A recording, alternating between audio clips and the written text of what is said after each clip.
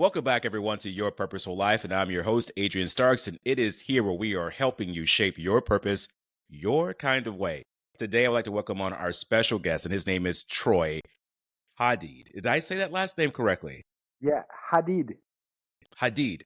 All right. So, Yeah, for Troy Hadeed today to our podcast and community. Troy, how are you doing today, man? What's going on? I'm good. I'm really good, Adrian. Thanks for having me, man. Today's a good day. I think it's important to acknowledge that while every day is a good, blessed day, not every day feels like it, and sometimes Mm, we forget.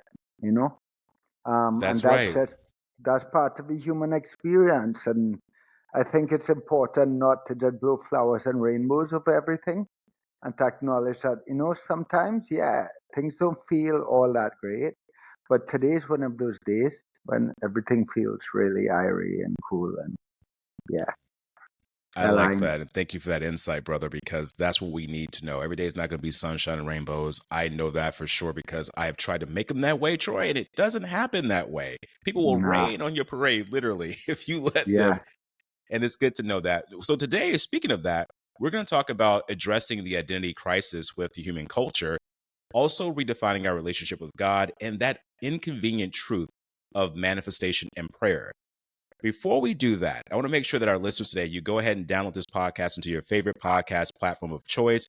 Go to our website, yourpurposeful.life, and it is there where you can subscribe to our YouTube channel, as we will have all the full videos available there. And for my listeners, thank you for all your support, and thank you for everyone else supporting the show. Back to my guest of the hour, Troy. Troy. Troy was born in Trinidad, wrote his first letter to the editor at 10, has taught yoga internationally for over 15 years, and has founded several successful businesses, including a hemp store, which I must add is not a head store, okay? It's a hemp store, and a waste oil recycling business and a yoga studio. He has walked coast to coast across Central America, navigated the world on a ship, spent prolonged periods in silence, and is continuously seeking to make sense of the human experience. In all things, Troy hopes that his life will assist others in rediscovering a relationship with God of their understanding while inspiring people to embody more compassion, understanding, and love. I like that. Troy, thank you for being on the show yeah, today, my friend. yeah, it's an honor. Thanks for having me, Adrian. It's great to have you. So let's get right into this here. You've walked coast to coast across Central America, navigated the world in a ship, and you've sat in prolonged periods of time to seek out more sense of this human experience, which I also call the human mess. Yeah. What do you think, brother, is one of the biggest issues plaguing humanity right now? There's only one, Adrian, and I know it sounds like a bold statement, but at the root of everything and anything that anyone can identify that is wrong with the world we live in, at the root of it is one thing, and that is what I call the identity crisis, and we Mm, all suffer from it. Um, Even if we're aware of it, it overcomes us, and we suffer from it. And that identity crisis is the understanding that my name is Troy and I am my body.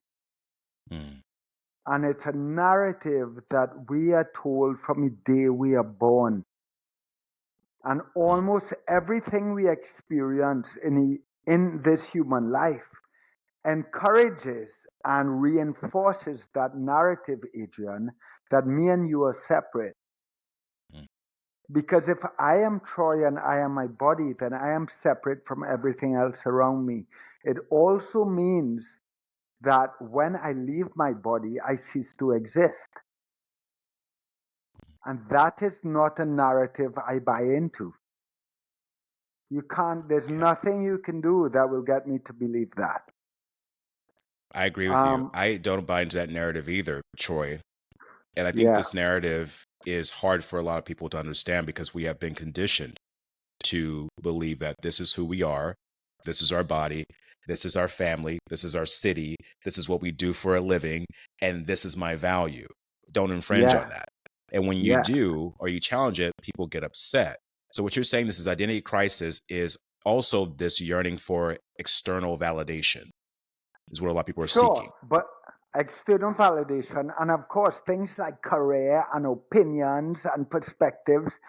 Even people, we get so attached that we identify with our inner circle, our opinions, as if they were who we were. So that when someone opposes an opinion, we feel like we're being personally attacked.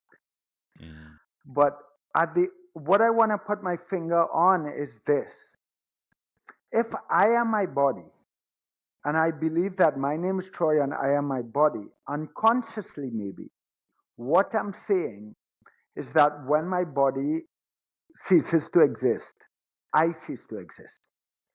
So, what becomes our unconscious automatic way of living is that we do everything in our power to preserve our identity.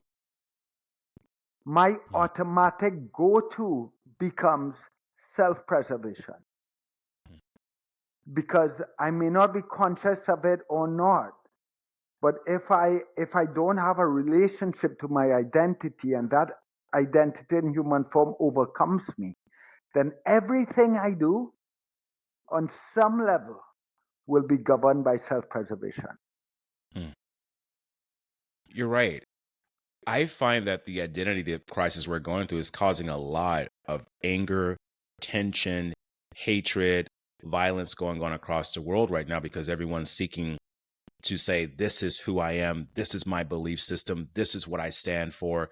And here Yeah, comes all the opinions and judgments arising from that. Speaking of identity, Troy, let's yeah. take a trip down memory lane here to how you became who you are today. Now, you're Mhm. the youngest of three brothers growing up in Trinidad, and I hear the accent. Love it, by the way. Y- Wish I had an accent Yeah. like that. Mm. What was life like growing up for you there in Trinidad with your siblings?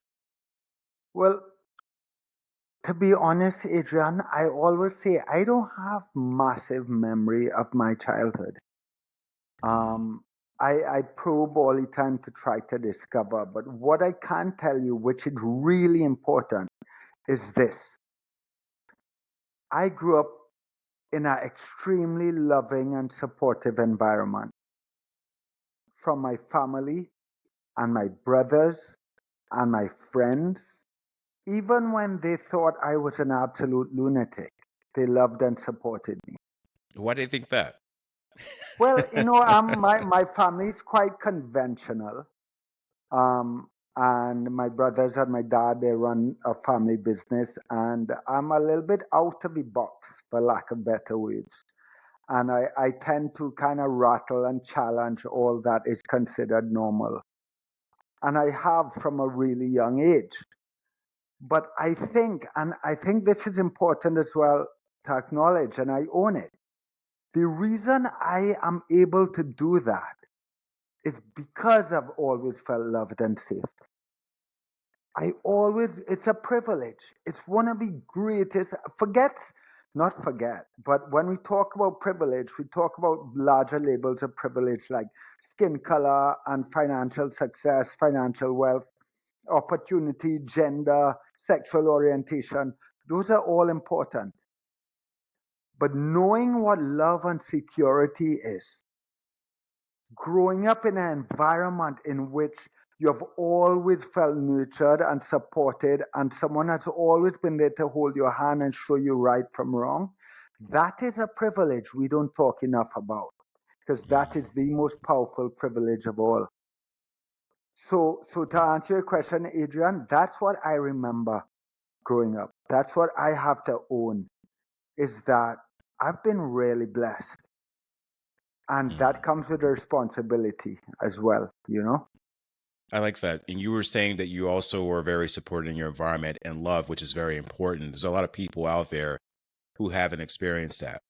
I Yeah, mean, let's be honest, there's a lot of families now, their families are separated. They're not as close as they used to be. There's a lot of single parent homes going on. Nothing against that, but there's a lot of division and things that are yeah, separating kids from having that unity of a bondage of complete family. And what I'm getting at here is that you came from a family, and I read about you too. Your father is it Middle Eastern descent, and your mother is of Irish ancestry. With Yeah. those So two combined, was it any like differences in their opinions, their belief systems, how they were raising you as a child? Did you challenge those conventions at all, or? I think, I think when my mom and dad got married, they got married at like pretty late, I think, in their lives. And at that point, most of the Arab community in Trinidad, they married within their community. So I think my dad, from what I understand, was one of the first to kind of challenge that and go outside of that. What I can say is I won't say there was conflict, but there was a lot that my mom, I think, challenged around Arab culture. And I remember a story of my mom going back to Syria with my dad. He was born in Trinidad, but his parents were born in Syria. So they went back to a village in Syria. And in Syria, all the women were in the kitchen while the men played cards and drank or whatever. And my mom was like, no way. She's like, I'm going to drink and I'm going to play cards. Because, I'm going to hang with the men. And I remember that story. So I think my having parents from two different cultures also gave me contributed so much to who I am today, you know? I like that. The two different cultures. And I love how your mom was like, we're not doing that. Mm-mm. That's like my mom. My mom's the same way, Yeah, very strong, very, very independent. But at the same time, there was still unity within the household. There wasn't anyone trying to undermine the other or trying to do what we call the power trip. It was a yeah, partnership of we're both together. Let's work on our strengths, and be stronger, and we'll help ourselves improve our weaknesses. Speaking of yeah. challenging conventional way of thinking that your father did, and also you being kind of this outlier in your family, you had some influences that came into your life that's sparking this person that you are today. What influence from, I would say, not the religious view, but outside the religious view that you think that really had an impact on how spiritually you are today as a person?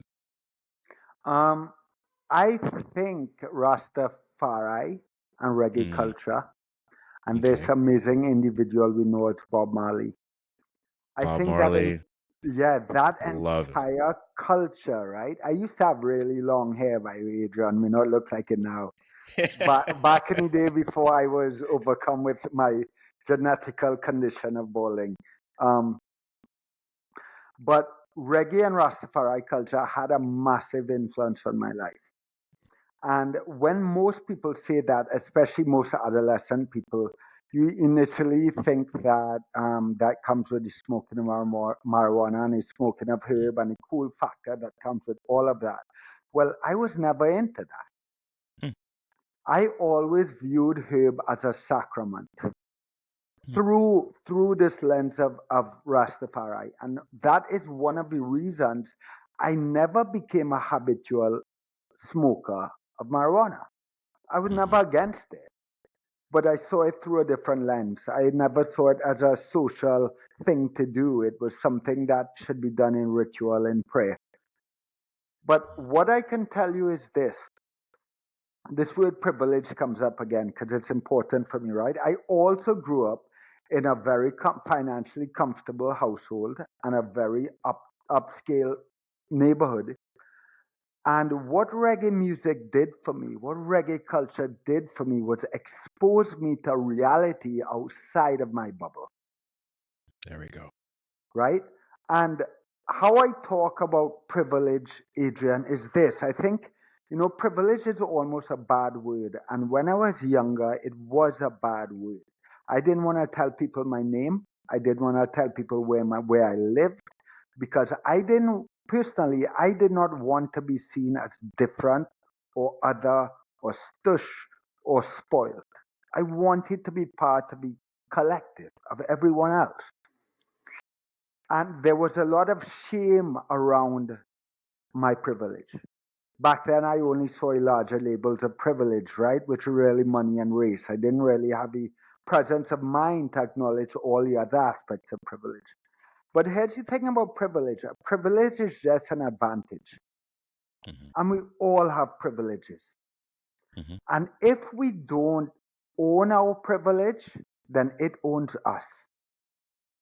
Whoa. Then, then that means our privilege doesn't benefit anyone else but us and our inner circles.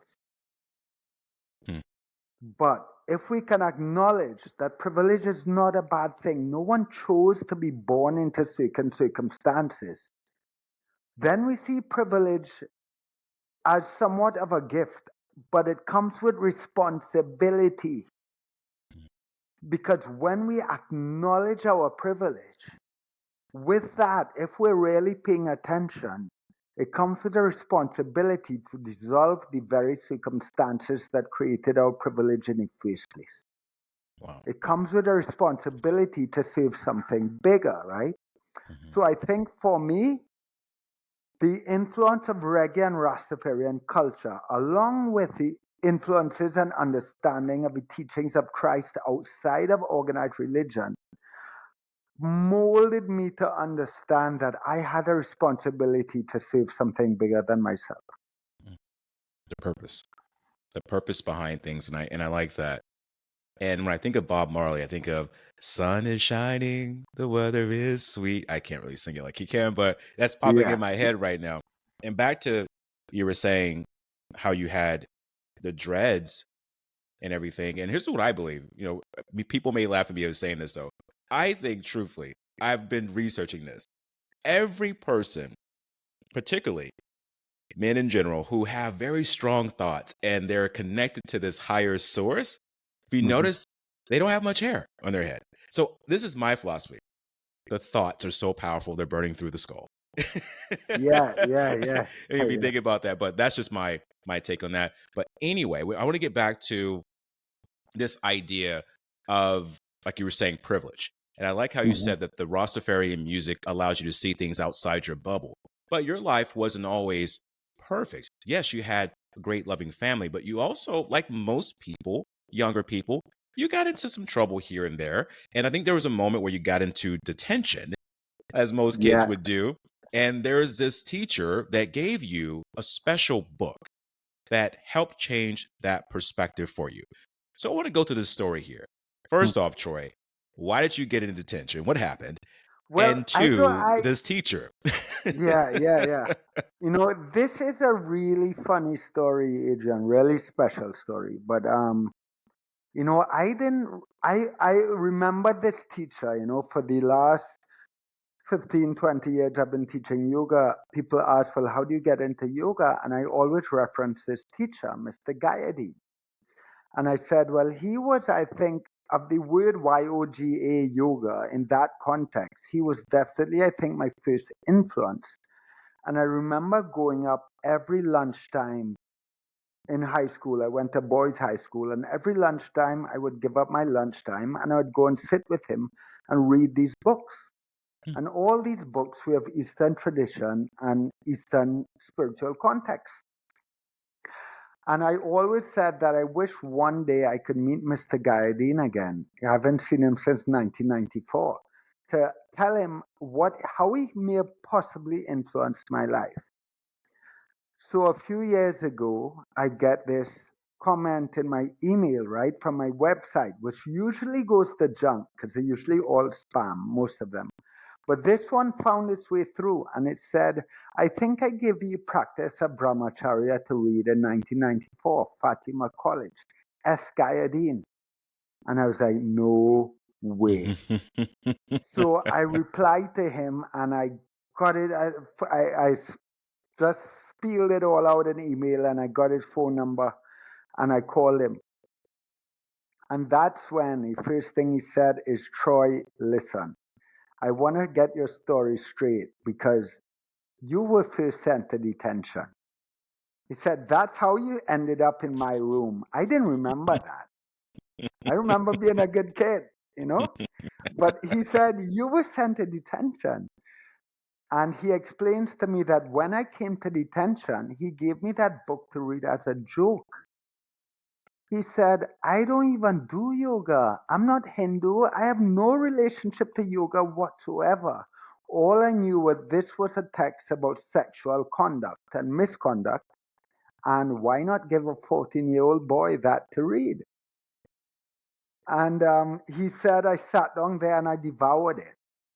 And after that, every lunchtime I came up to see him of my own free will. I went to detention of my own free will to read more books and read more books and read more books. And what's funny about that story as well is that he says, Troy, I now teach yoga. I now teach in Ontario, Canada. And I've been talking about you for the last 20 years. He says, look at that synchronicity. You've been speaking about me, and I've been speaking about you, but we haven't said a word to one another since 1994. And he said, how he found me that day is he was again talking to his class. I think he said 8th graders. I don't know if that's a thing. And he was telling them this story about this 14-year-old kid called Troy Hadeed, who impressed him with his reading and commitment to study these books of his own free will. And his class Googled my name. And when they Googled my name, that's when they were like, do you know he's now an international yoga teacher? And he had no idea. And that's how he found me and he reached out. What an amazing story. And I'm so glad you shared that with us. The fact that you didn't even know that your first encounter with him was because of detention and he gave you the book as a joke. Because I was going to ask you about that, like why that book? But I think I know why. That book was meant for you. Yeah, absolutely. I don't think there's any coincidence. Yeah, I don't think there's any coincidence that he just gave you a book and then that happened to be the thing that you have the path of life on. I think it was perfect timing. And are you guys going to work together in coordination? Are you going to come to one of his classes and speak or help him with something regarding the kids? I would love to. We are in touch. We do stay in touch every now and again. And I'm probably going to message him today, actually. But funny enough, he came about a year or two ago. He came back to Trinidad and he went to my yoga studio, but I wasn't there. So he at least got to stand up there and see it and be in it and feel a little bit of what he had a hand in, you know? Yeah, I'm pretty sure he's very proud of you. I mean, such an incredible journey that you've been on. And speaking of this journey of being an international yoga instructor, there's people that have conceptions about what yoga is actually. And there's a misunderstanding of it, especially since it's been commercialized quite a bit. Can you tell us what yoga means to you in the sense of what you've discovered over time and how you're using that to teach people? Yeah. Yoga to me is way beyond the asana, way beyond postures. You know, in the West, we think yoga, all these postures we do. Even to some people, we have yoga practices that are meditation or breath work or chanting or scriptures or all this stuff. And all of it is beautiful. And all of it is really useful. But it's also meaningless. Because what I've discovered, Adrian, is at the very foundation of yoga practice is our realization of union with God. That is the essence of yoga. And what we do on our yoga mats or our meditation cushions, that is just a practice for the real practice. The real practice of yoga is how we live our lives. It's the ability to really see divinity and see God in all things and everyone, and then to act and live accordingly. And for me, one of the greatest yogis that has ever walked our planet is a man called Jesus. Mm-hmm. He's one of my teachers, right? Now, there are many others. Mine too, yeah. But he's one of mine. And that embodiment of love, that understanding that we are not our physical bodies, and the commitment to love beyond our personal desires and needs, beyond our own self-preservation, to be able to see God even in the darkest aspects of our society. That is yoga. Beautiful. I love how you brought Jesus up. For the listeners today that are chiming in, We're not talking about religion, organized religion here. We're talking on a different level of awareness of connection of all things around us. Joy, I want to take you back to the beginning of the conversation where you mentioned to us about the identity crisis. I am my Yeah. name, I am my body. And this plays full factor here when you're talking about this connection through yoga, through the divinity of all things, that we are not separate from it, that we are truly connected. This is very powerful. But when you say we are far more connected than we could ever imagine to things around us, to the higher power, what do you mean by that? Because some people are going to be like, okay, you say I'm connected to a tree, I'm connected to this. What do you mean by that? Oh, wow. So one of the most profound moments, I think, in my practice and teaching of yoga, well, more my practice, that's where we discover things like that. But I began to practice in a way that was very slow and long and graceful, and to move my body in a way that was very prayer like, a way that can be described as intimate. That is, in doing my yoga practice. And the more I began to extend my breath and really just be with my breath, I began to feel that this practice was a form of prayer. And I began to feel very connected to God, to Source, whatever you want to call God. And I then learned how breath actually worked. I was 27 years old and I learned how to breathe 3 years after teaching yoga. Because I know most of us have been walking around breathing for decades. That doesn't mean we know how to breathe. And to be in relationship to breath is very powerful. And I'll just tap on that, is that when we breathe, we don't pull air into our body. That's not how breath works. It's a vacuum. We create space in our body by expanding the rib cage and the diaphragm descends and the chest and even the back body should expand. So when we increase the volume of our body, the air pressure inside of us decreases. What this means now is the air pressure outside of us is higher than the air pressure inside of us. So air moves inside of us. We don't pull it. We create space to receive breath. We don't pull breath into us, right? So what I like to explain is that we are not actually breathing. We are creating space to be breathed by an external force. I've never heard that before.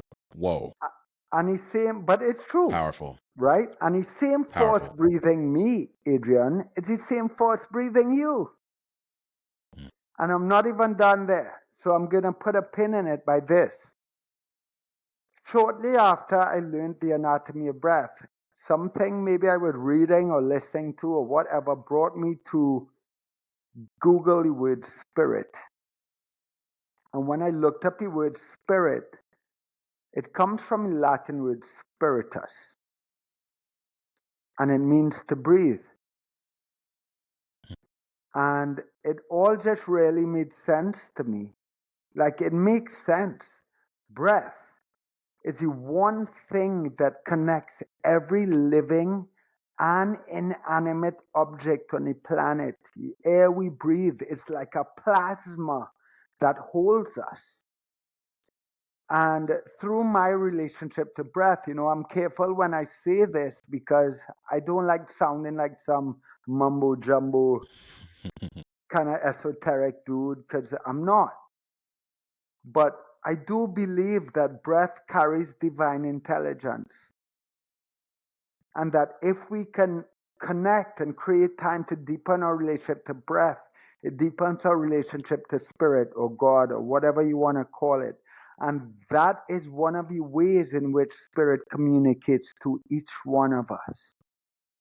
But the breath, we talk about DNA, Adrian. We talk about DNA, we talk about ancestry, we talk about opinions, we talk about all these things that categorize us, even though they connect us. Well, nothing connects us more than the air we breathe. Mm. It is the one thing that unites everything and makes us all the same. So it only makes sense to me. I'm just in in awe about this whole interpretation of spirit and how the divine being is breathing us, and we're just allowing space for it in our body. And when we allow for space, then we connect with it further, which is interesting because when we're born, babies, they breathe that way. They already come to this planet knowing that they are part of the divine intelligence. Yeah. But what happens to us, like you said, this identity crisis, we start breathing differently. For the listeners today, when you're breathing, think about where your stomach is going. When you inhale, what happens to your stomach? When you exhale, it's just the opposite of what Troy said. Because when we're breathing, society has kind of conditioned us to think that we have to keep our stomachs tight, fit in. That way we look the part. We look like we're fit. So we don't want our stomachs to expand out. And so we breathe just the opposite. And we wonder why we have stress, why there's things going on in our body that's off center. And what you have done, Troy, today is you've explained to us the correction of how to breathe. Now, this connection that we're having is perfect. Do you have any perspectives? So now we're talking about being a part of this divine intelligence, which Mhm. for everyone listening today, however you want to call it, whatever name you've been accustomed to learning about it, that's fine. We're not saying anything different about how you believe that divine intelligence to be for you. What we're saying is that how to connect with it better so you can prevent this identity crisis of feeling so disconnected from everything. Troy, do you have any perspectives on hope and faith that might help individuals navigate today's world? Because they are feeling separated. They are Yeah. feeling like they're at war with themselves and possibly everyone else out there. Yeah. Absolutely. I can be really direct with this. Hope is actually an absence of faith. You know, Okay. Absence of faith. we we often put hope and faith in the same category, and they're not even close. They may be on the same team, but they're not even close. Hope creates space for uncertainty. It creates space for doubt. Wow. It is an absolute absence of faith. Faith is a knowing, right? Now, I want to be clear faith does not belong to religion, Okay. right? At All right. all. Mhm. Neither does God.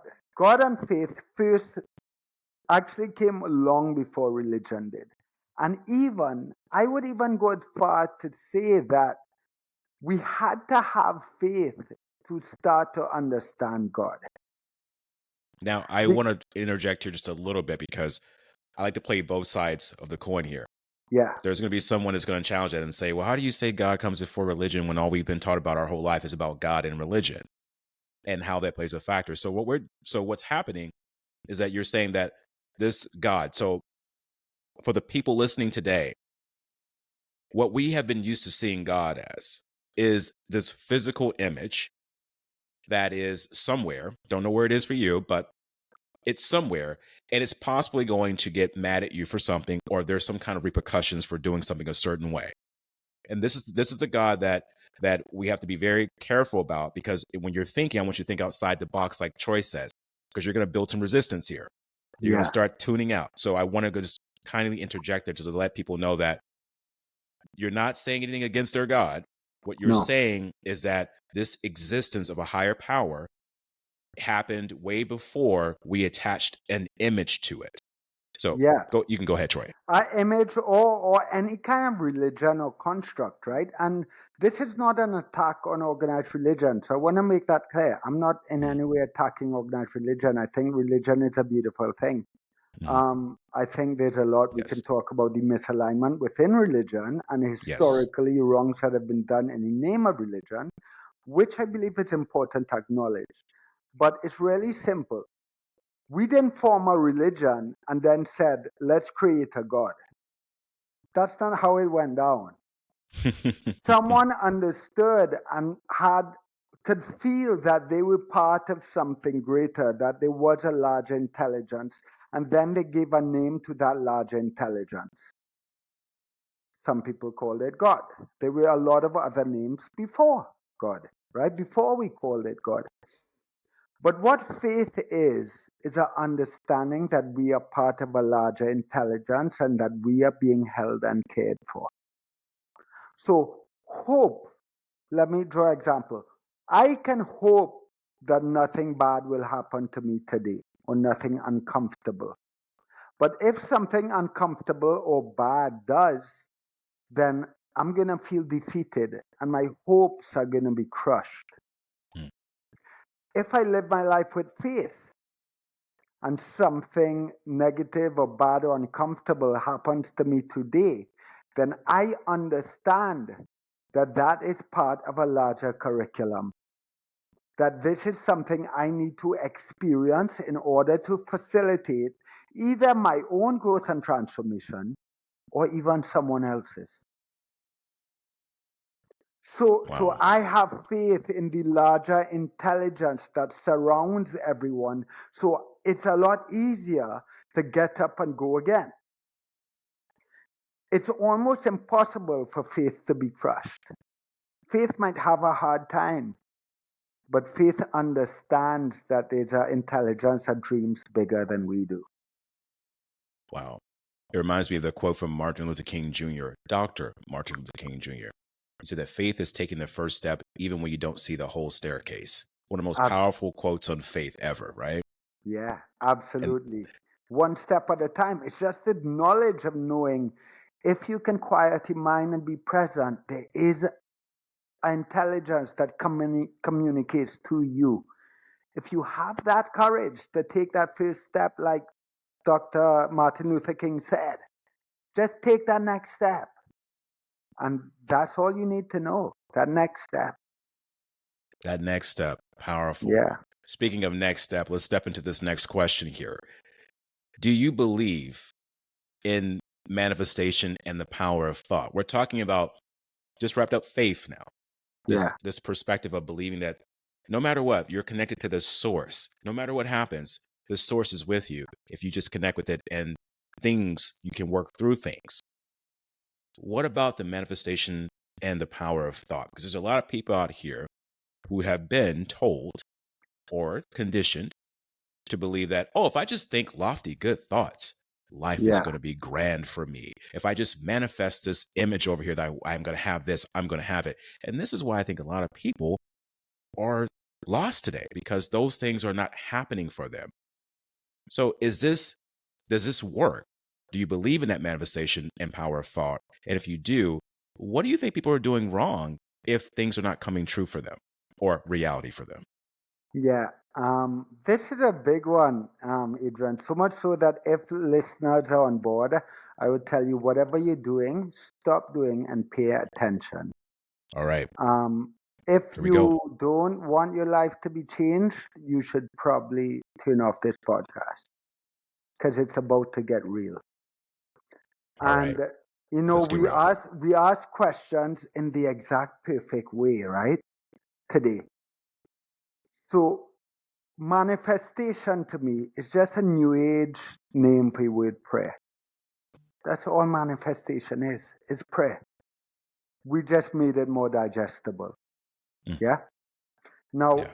if my breath is spirit, I'll tell you how that relates to me. If there is an essence or divine agency of any kind in any aspect that is moving through me, then prayer is not something we do. Prayer is something we are. Manifestation is not something we do. We are living embodiments of manifestation and prayer. Mm. Now, somebody might say, wow, that sounds beautiful. I'm going to use that. I'm not done. Because it's easy to say, I'm going to pray 20 minutes in the morning and 20 minutes in the afternoon. It's easy to say, I pray when I go to church or mosque or temple. It's easy to say, I'm going to manifest every night when I sit down with my journal or when I wake up in the morning. But what about all the other time? We are constantly praying and constantly manifesting, but we are doing so unconsciously. Every word, every thought, every action is prayer and manifestation. Which means now that that comes with a responsibility to bring more awareness and intention to how we live our lives. Because every time I am greedy, I contribute towards greed in our world. I pray for greed. Every time I'm selfish, I pray that people are more selfish. That's what I'm doing. Every time I raise my voice in aggression, I am creating a reality in which people are more aggressive and more vocal. This brings immense power to all of our words, our actions, and our thoughts. We cannot conveniently choose what is prayer and manifestation and what is not. Everything is.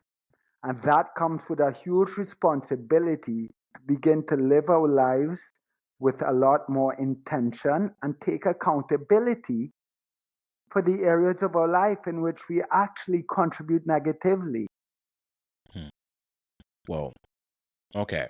So I'm there was a lot of notes dropped there, and I am listening. The questions I have going through my head are questions I have to ask myself.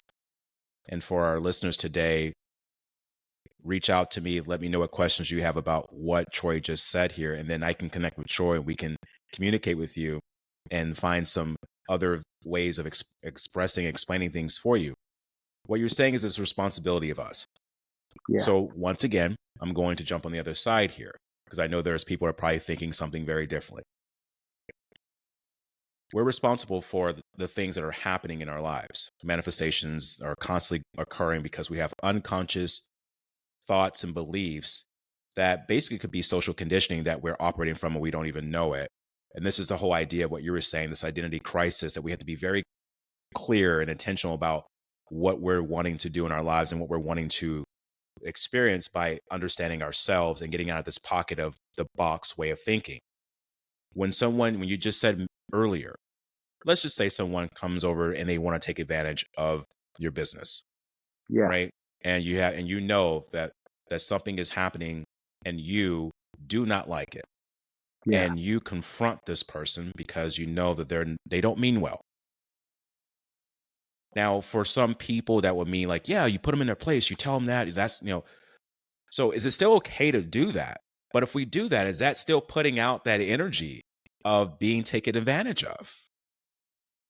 Great question. I'm so glad you asked that, Adrian, because what's funny is that we've dressed up love and compassion and empathy in all these flowery rabbits and butterflies and lollipops and rainbows and stuff. Love is fierce. Like love is fierce. Ooh, For me, fierce. the absolute, get this, the absolute embodiment and representation of love for me was Christ, is Jesus. He was a rebel. He Yeah, he was was. a rebel. He rocked social norms. He was up in people's face. So what I would say is this. Remember, we are not our bodies, which means what we are, spirit walking around in human form with certain conditionings and experiences. Every individual, they're just a bag of conditioning, a bag of experiences. So I'm not saying that when someone we come into conflict or we're being taken advantage of, that we don't stand up for ourselves. Absolutely, we have to. We must stand up for ourselves. We avoid violence at all costs. And rather than seeing someone in conflict as being on a separate team, we acknowledge that we are not separate. We are not separate, but we are now part of one another's curriculum. And if I am part of your curriculum, Adrian, that means I am in your life to facilitate your growth and transformation as well, which means that I have to be willing not to be liked. I have to be ready not to be liked. And I have to be ready to stand up in your face and tell you as it is. When I talk about love, I make a point to say that love sometimes is being willing to lose someone, being ready to lose somebody. to love them so much that you have to stand up and tell them, show them their darkness, and be ready to lose them because they're probably not going to like what you have to show them. That is love. Love is not telling someone what they want to hear or being nice and all cuddly and all of the time. Love is fierce and love is courageous. And I think it's really important that Mm. we note that. But at the same time, remember, it's not personal. That individual that you are up against, that conflict, that experience, that's not really them. That's just their conditioning. Mm. I And, like that. I have a quote that I tattooed on my arm here, Adrian, and I wish I learned of it decades ago. And I don't even know who the author is because I can't find out. It always comes up as unknown. But it says this, it's a reminder. It says, I have not come to teach, I have come to love, and love will teach. Mm. Love is a teacher.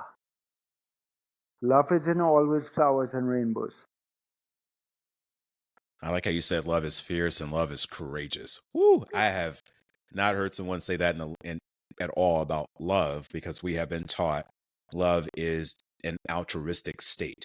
You Yeah, self-sacrifice in order to show love for people. And let me tell you, Troy, I've gotten in so much trouble doing that, being that sacrificial lamb for people, yeah, giving everything away in order in hopes that they would love me the same way that I love them. And I learned my lesson. Self-love is powerful, but it's not selfish. It's just self-love. And you can only give what you have for yourself. I like how you put love into the state of power, of not just being weak, but it's a powerful force. And back to Jesus, he was a rebel. I mean, look at this guy. He had disciples that were fishermen. You think they walked around talking about roses and rainbows? They probably yeah, had some interesting conversations. He yeah, chose some of the toughest people out there because he knew what he was up against. But at the same time, he's deemed through history, this is back to that conditioning again, as this person who's he just loved. That was it. He just loved. Love everybody, love yourselves. And that's what I was taught growing up until I started doing my research, started learning a little bit about yeah, the history behind things and realized that no, love is like you said, love is taking the courage to tell someone something they need to hear. yeah, Not what you want them to hear. I mean, they need to know it. So back to this idea of love and what you're doing with yoga. There's another side of you I want to jump into right quick here. You wrote a book and it's called yeah, Popcorn in My Pocket. Can you yeah, explain the title? I love it. It's catchy. yeah. I was like, what? I need to talk to you about this. So, yeah, E- where did that come from? Yeah, you know what's really funny, Adrian? It's yesterday. Right now it's with the final editor, and I got a call yesterday, and they're like, how you feel about changing the name of this book? And I was like, what? Um, but I do understand. So the name of the book may very well change. And the reason is that the editor found that the content of the book was so moving and so powerful and so life altering that they felt the name didn't really do it justice. The name was a little flowery and playful, and didn't really give the essence of the book. But I will answer your question why I named the book Popcorn in My Pocket, because I think it's also relevant, right?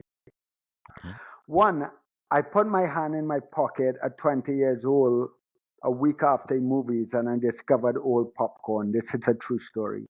And I put that popcorn in my pocket, ate it a week later, and I actually said the words, Popcorn in My Pocket would be the name of my first book. Turns out it might not, but it got me this far, so it had its purpose. But to answer your question, the analogy I use in the book is this. I use popcorn as a symbol of all these spiritual teachings and epiphanies and insights that we come to or search for in our life. The pocket is a spiritual pocket. And every individual has their own spiritual pocket. But what I see happening in the world is that we live in a world that is filled with popcorn. And everyone is throwing popcorn around. We read a book, we talk about it, we listen to podcasts, we talk about it, we share posts on social media, and we're just tossing all this popcorn around. Yeah. But we're not understanding it. And we're not asking this question. This is a really good question. We look at our lives and we like to look for areas in our life in which we embody these teachings. We're not asking the question, where do I not embody this? And that is a fundamental question. If the teaching is love, we can't just look at the areas of our life in which we represent and embody love. If we're committed to growth and transformation, we have to look at the areas of our lives in which we don't. And we need to take this popcorn and put it in our pockets so that we really understand it and it becomes our own. So in this book, I share teachings and insights and stories from my life in which have brought me to closer to understanding these teachings. And rather than the reader simply adopting them and regurgitating them and posting them, I encourage the reader to adopt them and see, where does this apply to your life? Where are you disconnected from this? You know? Love that. I love that. And I want you to stay with the title. I think the title is very catchy. I like it. I mean, I'm sure that you have to talk to them about that, but Yeah. I like the title, but in all honesty, the popcorn in my pocket, I totally got it and understood it when you just mentioned it to me. And I love that. It reminds me of the idea of knowledge. People talk about knowledge being power, but here's the thing, knowledge is just knowledge. And right now we have way too much information that's floating around. Yeah. And the problem with a lot of people is that their knowledge is not being applied in directions of their lives that Yeah. make it meaningful and purposeful. And that's why there's so much information and no one knows what to do with it. So I like your concept of challenging that, saying, what are you not applying? And Yeah. why not? Like, what's going on here? And then that opens up that door of thinking about the information that you have instead of just saying, oh, I got popcorn here. I'm just going to toss it to the next person. Yeah. And that to me is very powerful. Now, I want our audience to definitely be up to date on this book when it's released. And I also want them to have a way of connecting with you to learn more about what you're doing around the world with your teachings. How do they reach out to you to do that? TroyHadeed.com is my website. And I would highly encourage anyone to go there and sign up for newsletter. They actually get some free yoga classes online and that kind of All stuff right. when they Free sign is up. good. I'm also pretty active on Instagram. So I would highly encourage people to reach out to me there, follow me, click, share, post, whatever you see. One of the most disappointing things about the literary world, Adrian, is I've been going out to publishers and agents. I've gotten such amazing feedback about this book. They love your writing, they love your content, they love your teachings, but your social media following isn't big enough. So it's unfortunate that it's come to that, while I do understand it from a business point of view. So I would just love to encourage people, if they do connect to what they hear, they do want to reach out. I even work with people one-on-one and do privates and so on. I have a yoga teacher training coming up in September in Tobago. So I'm here and I would love and appreciate any support and any encouragement. I'll make sure I put all those links in the show notes Yeah. of this podcast to the audience today. Go and follow, support Troy on his quest. We need more people like this out in the world. And you just heard what he said. He's got great material. And a lot of times we live in a world right now, I'm just going to say this, everything is driven by social media. And that day will come where you'll have people like Troy that will be out in the forefront, and social media is not going to matter. Right now, we are in that time right now, but I would say that do not just go to someone's social media page and say, oh, they only have X amount of followers. I'm not going to follow them. I'm not going to listen to what they have to say. Look at their content. Popcorn in my pocket. Remember, what popcorn is there? What popcorn do you have? And how can you apply it? Connect with Troy and find out more about what he's doing and learn some yoga. It's free. Come on now. Yeah. All right, Troy. Hmm. One last question I like to ask for all my guests, my friend. What does living a purposeful life mean to you? Whoa, how long do we have left? You know what? We got as much time as you need. I mean, that's my ending question. I've got to know.